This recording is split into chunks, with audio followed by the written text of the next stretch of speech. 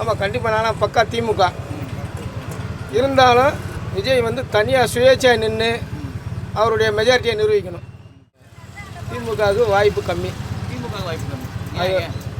ஏன்னா பெரம்பூர் குளத்தூரில் நிறைய விஷயம் நல்லா பண்ணியிருக்காரு. மண்ணா கூட அவருக்கு வந்து விளம்பரத்தில் தான் போய்கிட்டு இருக்கு. அவர் வந்து ஒரு இதாக செய்யணுன்ற ஒரு இதில் இல்லை.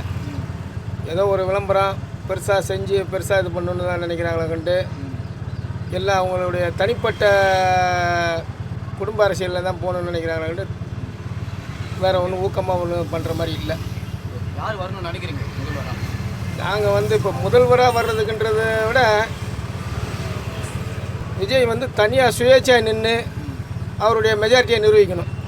அதுதான் மெயின். ஆமாம், கண்டிப்பாக நானும் பக்கா திமுக. இருந்தாலும் இன்றைக்கி இருக்கிற மனநிலை திமுகவுக்கு நம்ம அது வாய்ப்பு கம்மி. என்ன மாறிட்டாங்கன்னு நினைக்கிறீங்க? திமுக முன்னே இருந்ததுக்கும் இப்போ இருந்ததுக்கும் என்ன மாறிட்டாங்கன்னு நினைக்கிறீங்க? மாறிட்டாங்கன்றது வந்து இன்றைக்கி வந்து என்னென்னா எல்லாமே குடும்பத்தில் தான் எல்லாமே அவங்க வரணும்னு நினைக்கிறாங்களே கண்டு வேறு யாரும் வரணுன்றது நினைப்பு இல்லை. தாத்தா இருந்தார், மகன் இருந்தார், பேரன், கொள்ளு பேரன், இப்படி போயிருந்தால் அடுத்தவங்களுக்குலாம் யாருக்கு வாய்ப்பு வரும்? யாருக்கு வாய்ப்பு கொடுக்கலான்னு நினைக்கிறீங்க? திமுக கட்சியில் வேறு எந்த அமைச்சருக்கு வாய்ப்பு கொடுக்கலான்னு நினைக்கிறீங்க? திமுக கட்சியை பொறுத்த வரைக்கும் இனிமேல் வேறு யாருக்கும் வாய்ப்பு வர்றதுக்கு ரொம்ப கம்மி. ஆனால் வாய்ப்புன்னு இனிமேல் வந்தால் புதுசாக யாருன்னா ஒரு ஆள் வரணும், வந்தால் நல்லாயிருக்கணும் அப்படின்னு என்னுடைய நினப்பு. இந்த குடும்ப அரசியலால் திமுக எடுக்கிறீங்க? ஆமாம் ஆமாம், அது கண்டிப்பாக 100க்கு 100 உண்மை. இப்போ அவரை விட பெரியவங்களாம் இருக்காங்களே, சின்ன பையன் அவனுக்கு என்ன தெரியும்? 18 வயசு பையன், 19 வயசு பையன், அவனை அரசியலில் கொண்டு வராங்க. கொள்ளு பேரன் யார்?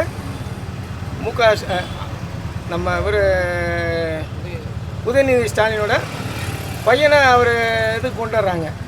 அவருக்கு என்ன அனுபவம் இருக்கும்? என்ன வயசு அவருக்கு? அவரோட மூத்த தலைவர்களும் அரசியலில் இருக்காங்க இல்லையா? எவ்வளோ செல்வாக்கூட இருக்காங்க. அப்போ அவங்களுக்கெல்லாம் என்ன வாய்ப்பு? அடிப்படை உரிமை அப்புறம் என்ன இருக்குது? அதிலேருந்து நான் என்ன பண்ணுறது?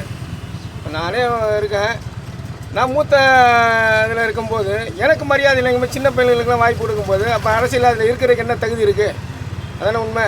ஆனால் கண்டிப்பாக விஜய் வந்து தனித்து நின்றாருன்னா அவருடைய மெஜாரிட்டியை நிரூபிக்கிறதுக்கு வாய்ப்பு உண்டு. அவங்க குடும்பத்தில் நடக்கிற பிரச்சனை வந்து அவருடைய அரசியல் வாழ்க்கைக்கு பாதிப்பு ஏற்படுத்தணும்னு நினைக்கிறீங்களா? அது அரசியலுக்கு அதுக்கு சம்மந்தம் கிடையாது. எல்லாருமே அரசியல்னு வந்துட்டோம்னா பொதுவாகவே ஒரு அது என்னென்னு சொல்லுவாங்க, அது வந்து சாக்கடைன்னு தான் சொல்லுவாங்க.